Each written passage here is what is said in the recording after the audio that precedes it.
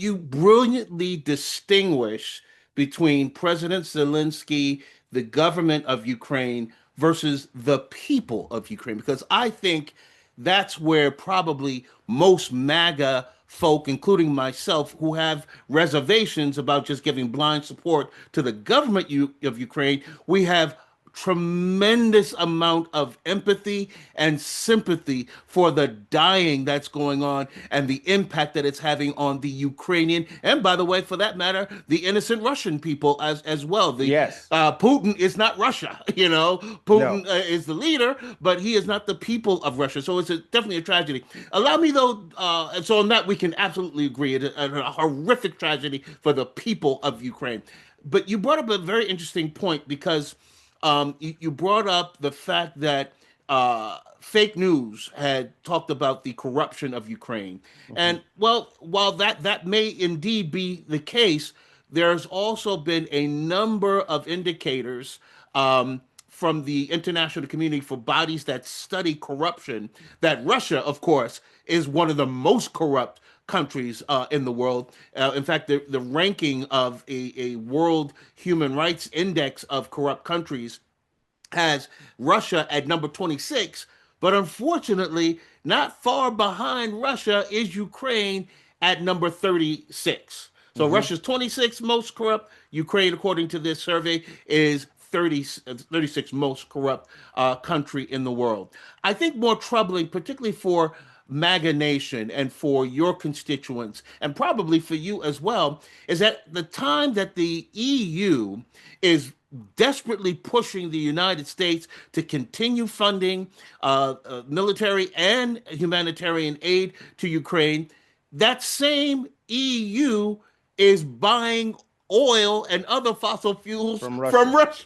Russia. Hmm. Yeah. Yeah. According to the Center for Research on Energy and Clean Air, the EU back in 2024 spent nearly 19, I'm sorry, yeah, gave nearly $19 billion in aid to Ukraine, Yes. while at the same time, it bought $22 billion of fossil fuels Hmm. from Russia. So it seems like what President Trump is doing, and I think you would probably agree on this, is that President Trump wants to end this multi-billion-dollar Yes. circle of death that is taking Yes. place. Well, let's just remember the EU was designed to try to weaken again America. Let's just be clear. The EU has not been a friend of America. But again, I see because of President Trump's leadership, the EU is coming to heel regarding the tariffs. And I'm jumping off here, jumping right onto the BBC America to discuss the tariffs and how Excellent. China even just consented to a deal because of President Trump's leadership. So the EU is not a fan, but it is a vicious cycle. For me, it was all about the people. Again, Yep. I don't want to take money from FEMA and give it to any other nation. I am 100% America first. I'm 100%. I've been very clear. Whether I'm in Ukraine, whether I'm in South Carolina, whether I'm in Washington, D.C., my message has not changed. What has changed is the fact that I realize there are real people there. When I'm hearing of the atrocities that Russia is doing to the Ukrainians, they tie white bandanas on the arms of civilians to signify, hey, we're civilians, don't kill us. But what happened, the Russian soldiers took those same white bandanas and they used them to tie up the hands of innocent people, Oh my shooting God. them in the back of the head. When you hear of the 300 rapes that are happening in the Bucha area, in the Bucha community, by Russian soldiers, these are coming from pastors and imams and Jewish rabbis who are all saying the same thing. When you are hearing of the 700 plus places of faith, again, synagogues, temples, all of these the Islamic communities being targeted by the Russian community. Again, for me, Democrat, Republican politics went out the window. Whether you like President Trump, whether you hate President Zelensky, all of that is irrelevant.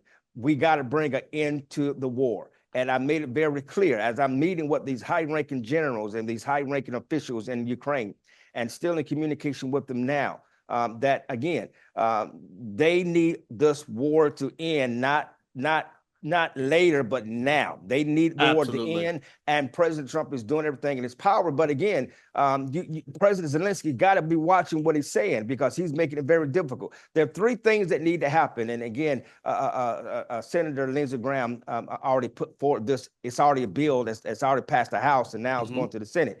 Three things that needs to happen. Number one, we need to strengthen our economic ties with Ukraine. That has already happened. Just a couple of days ago, Yeah, we the signed minerals deal, the which mineral is deal. That's part of it. phenomenal. Yep. That's part of it, absolutely, to strengthen our economic relations with Ukraine after the war. Clearly, President Trump is already preparing for this war to end, and he believes in the sovereignty of Ukraine, contrary to what fake news be trying to tell the Ukrainian people.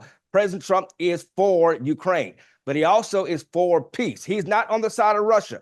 He has nothing to do with Putin. He's made that very clear. He has nothing to do with Putin, but he has everything to do with the 5,000 innocent soldiers on the Russian side and the Ukrainian side that are dying every week. I've seen the videos. I'm in communication with soldiers on the front lines. They literally are right on the front lines, and they're not in safety bunkers. People's heads are getting blown off. Shoulders are getting just pulled off. Legs are being blown off. These are happening on Russian and Ukrainian sides. People are dying. The president wants to bring it in. President Zelensky need to stay out the media and just say, listen, we understand that in 1991,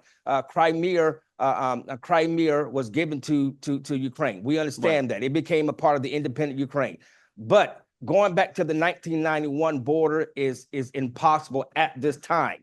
Right. And to be honest with you, most of the Ukrainian generals and the high-ranking insiders are all saying the same thing. They understand. It's a reality check. It's a reality that too many more Ukrainians will die. Russia has a lot more soldiers, and they would not stop sending them. Ukrainians are running out of men. And so 1991 border is not going to work. 2022 borders, right? That's something that's workable. That's something that's possible. But to suggest to go back to the 1991 borders, which included Crimea, right now that is not feasible. So they need to exit out of that. So number one, economic empowerment with the United States. That's already in the works. Number two, we have to arm Ukraine to the T. That doesn't mean to continue the war. Listen, Mr. Innis, if I come into your house, if I've already came into your house and came out of your house unannounced, you want to make sure that you are armed the next time I come in unannounced, so that you can simply defend your home.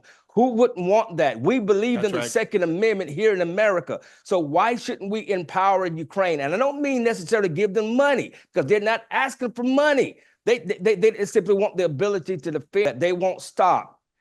Yep. This is like the Cuban Missile Crisis. Russia won't stop. And if we don't put a stop to it, they will continue to take over other parts of Europe. And I just believe that they're on a conquest, but we got to put a stop.